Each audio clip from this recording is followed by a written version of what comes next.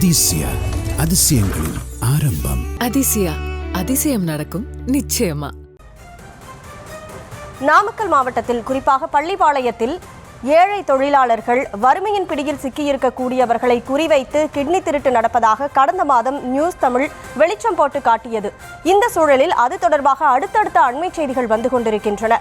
குறிப்பாக இந்த நெட்வொர்க் எப்படி செயல்படுகிறது, 30 ஆண்டுகளாக இந்த நெட்வொர்க் செயல்பட்டு வருவதாகவும் தெரிவிக்கப்பட்டிருக்கிறது. பாதிக்கப்பட்டவர்கள் வறுமையின் காரணமாகவும் கடனை அடைப்பதற்காகவும் தங்களது கிட்னியை குறைந்த விலைக்கு விற்றதாகவும் தற்போது தங்களது உடலில் ஏகப்பட்ட பிரச்சனைகள் ஏற்படுவதாகவும் தெரிவித்திருக்கிறார்கள். தொடர்ந்து இது தொடர்பான விவரங்களோடு நமது செய்தியாளர் தங்கமணி இணைப்பில் இருக்கிறார். அவரோடு பேசலாம். தங்கமணி, வணக்கம். குறிப்பாக பார்த்தோம் அப்படின்னா லாஸ்ட் மந்தே நம்ம இந்த விஷயத்தை வெளிச்சம் போட்டு காமிச்சாச்சு. இந்த மாதிரி அரசு நிர்வாகம் என்ன பண்ணுது அப்படிங்கிற ஒரு கேள்வி எழுது. ஃபர்ஸ்ட். செகண்ட் திங் என்னன்னா, நம்ம ஃபர்ஸ்ட் இதை அம்பலப்படுத்தும் போது 90 பேர் தான் ஒற்றை கிட்னியோட வாழ்வதாக நமக்கு தகவல் கிடைச்சிருந்தது. இப்போ நாமக்கல் மாவட்டத்தை பொறுத்த வரைக்கும் 2500 பேர் ஒற்றை கிட்னியோட இருக்கிறதா தகவலானது கிடைக்கப்பெற்றிருக்கு. அப்போ என்னோட கேள்வி என்னன்னா, பள்ளிப்பாளையத்தில் மட்டும் அங்கே இருக்கக்கூடிய மக்கள் மட்டும் பாதிக்கப்பட்டிருக்காங்களா, இல்லை நாமக்கல் மாவட்டத்தில் இருக்கக்கூடிய மற்ற பகுதிகளை சேர்ந்தவர்களும் பாதிக்கப்பட்டிருக்காங்களா அப்படிங்கிற ஒரு கேள்வி எழுது. கூடுதல் விவரங்களை நீங்க பதிவு செய்யலாம்.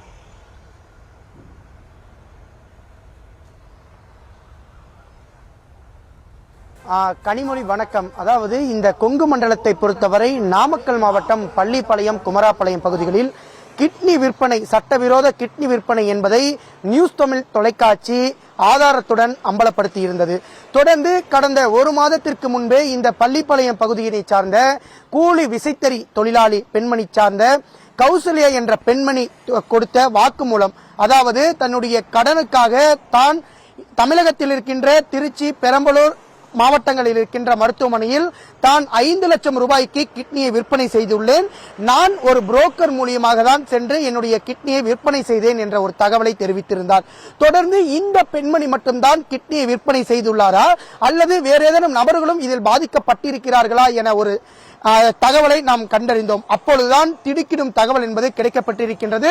இந்த நாமக்கல் மாவட்டம் குமராப்பாளையம், பள்ளிப்பாளையம் பகுதி முழுவதுமே விசைத்தறி தொழில் நிறைந்த பகுதியாக இருக்கின்றது. இந்த விசைத்தறி தொழிலை நம்பி சுமார் 2 லட்சம் கூலி தொழிலாளர்கள் இந்த பகுதியில் பணிபுரிந்து வருகின்றனர். இவர்கள் அன்றாடம் கூலியாக சுமார் 500 முதல் 600 ரூபாய் வரை மட்டுமே இங்கு அவர்கள் சம்பளத்திற்கு பணிபுரிந்து வருகின்றனர். மற்றொரு புறம் இவர்கள் அந்த சம்பளத்திற்கு பத்தாமல் அவர்கள் மகளிர் சுய உதவி கடன், மைக்ரோ பைனான்ஸ், கந்துவட்டி போன்ற பல்வேறு பைனான்ஸ்களில் அவர்கள் கந்துவட்டி வாங்கி அதனை திருப்பி கட்ட முடியாமல் சூழ்நிலையில்தான் இவர்கள் அந்த கிட்னியை விற்பனை செய்கிறார்கள்.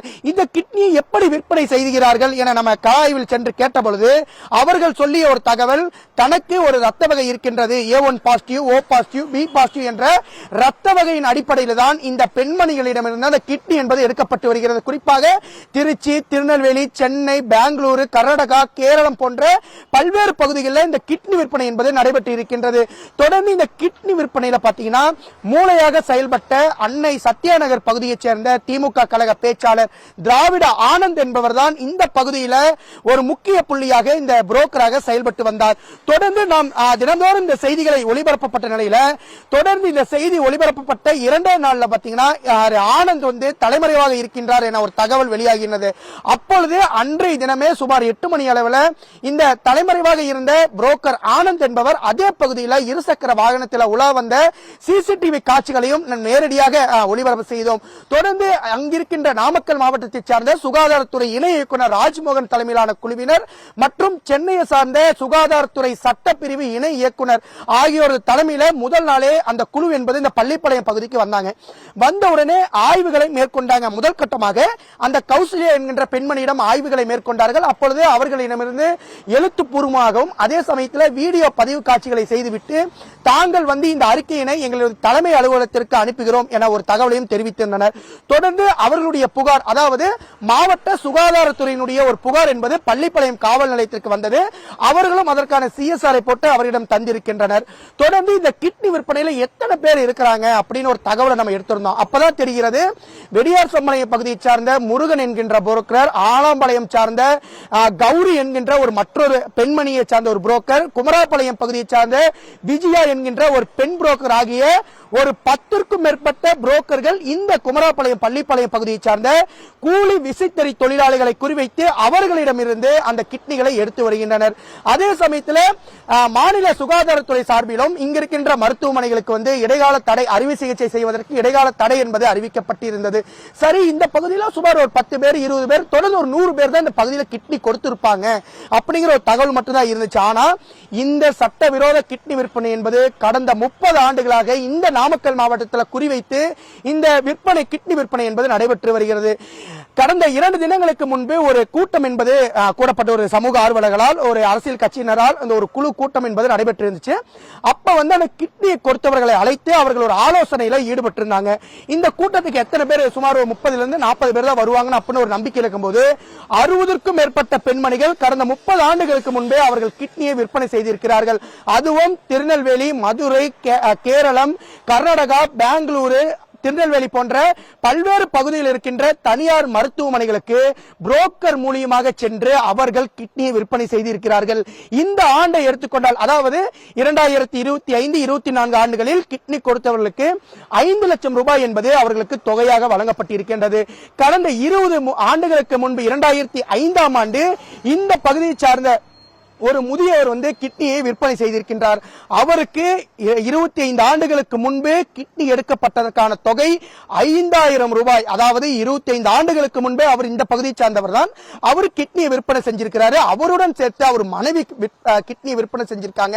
அவருடைய மகள் கிட்னி விற்பனை செஞ்சிருக்காங்க. ஒரு குடும்பமே கிட்னி விற்பனை செய்கின்ற அந்த நிலைமை என்பது தற்போது பள்ளிப்பாளையம், குமராபாளையம் பகுதியில் ஏற்பட்டிருக்கின்றது. இந்த பகுதியில் மட்டும்தான் கிட்னி விற்பனை நடைபெற்றிருக்குதா அப்படின்னு சொன்னா இல்ல. ஏன்னா இந்த நாமக்கல் மாவட்டம் முழுவதுமே குறிப்பாக விசைத்தறி தொழில் நிறைந்த பகுதியாக இருக்கின்றது. இந்த நாமக்கல் மாவட்டத்தில் குறிப்பாக 2500 நபர்கள் தற்போது வரை ஒற்றை கிட்னியுடன் தான் வாழ்ந்து வருகிறார்கள் என ஒரு சர்வே இங்கிருக்கின்ற, அதாவது லண்டனை சார்ந்த ஒரு தனியார் தொண்டு நிறுவனம் கடந்த 10 ஆண்டுகளுக்கு முன்பே ஒரு சர்வே எடுத்திருக்காங்க. அந்த சர்வேனுடைய அடிப்படையில் 10 ஆண்டுகளுக்கு முன்பே 1250 பேர் இந்த பகுதியில் ஒற்றை கிட்னியுடன் தான் வாழ்ந்து வருகிறார்கள் அப்படிங்கிற ஒரு சர்வே என்பது எடுக்கப்பட்டிருக்கின்றது. இப்பொழுது 10 ஆண்டுகள் நிறைவடைந்து மீதி 10 ஆண்டுகளில் தற்போதே 2500 நபர்கள் ஒற்றை கிட்னியுடன் வாழ்ந்து வருகிறார்கள் என ஒரு அடிப்படை தகவல் என்பது வெளியாகி இருக்கின்றது. தொடர்ந்து இவர்கள் எப்படி கண்டறிவது என ஒரு தகவலை எடுத்துக்கொண்டால், இந்த தன்னார்வலர்கள் அனைவருமே சேர்ந்து கிட்னி எடுத்தவர்கள் நேரடியாக சென்று தற்பொழுது ஒரு பெண்மணியிடம் சந்திக்கிறார்கள். அவரிடம் சில ஆலோசனைகளை சொல்கிறார்கள். அவர் மற்றொரு பெண்மணியை சொல்கிறார், இவரும் கிட்னி எடுத்திருக்காங்க, நீங்க அவங்கள போய் பாருங்க. அப்படிங்கும் போதுதான் தெரியுது இது தொடர்ந்து நெட்வொர்க்காகவே இந்த கிட்னி விற்பனை என்பது நடைபெற்று வருகிறது.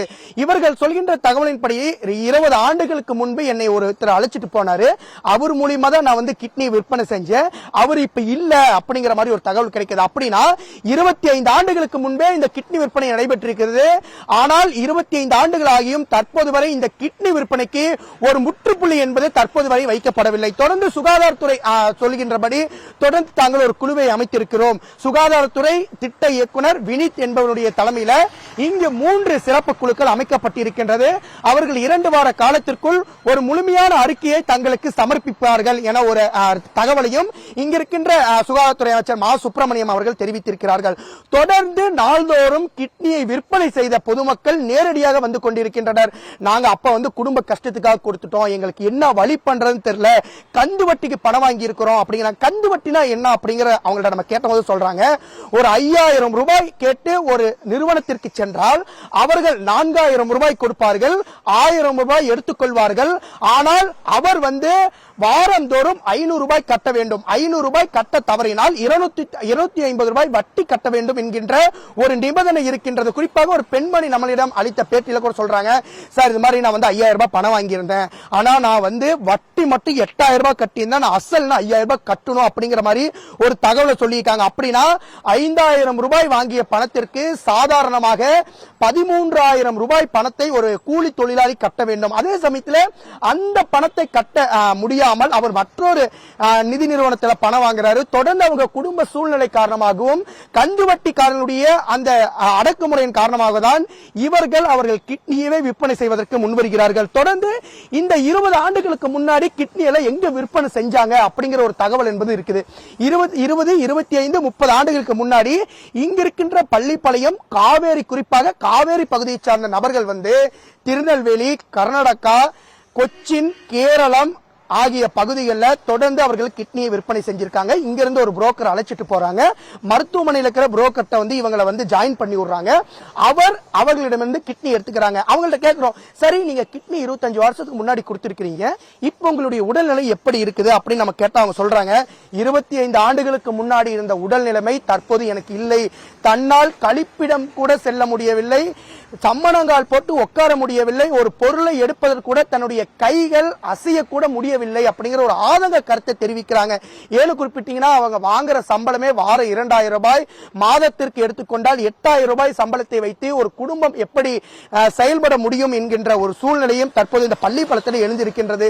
சரி, இந்த கிட்னி விற்பனையில இத்தனை புரோக்கர் செயல்படுறாங்க, ஏன் இதுவரைக்கும் இந்த கிட்னி விற்பனை ஈடுபட்ட புரோக்கர்களை இன்னும் ஏன் காவல்துறை கைது செய்யவில்லை அப்படிங்கிற ஒரு கேள்வி இருக்குது. அவங்கள்ட்ட நம்ம காவல்துறையிட்ட கேட்கிறோம். காவல்துறை என்ன சொல்றாங்கன்னா, எங்களுக்கு எந்த ஒரு முகாந்திரமும் தற்போது வரை கிடையாது அப்படிங்கிற ஒரு தகவல் சொல்றாங்க.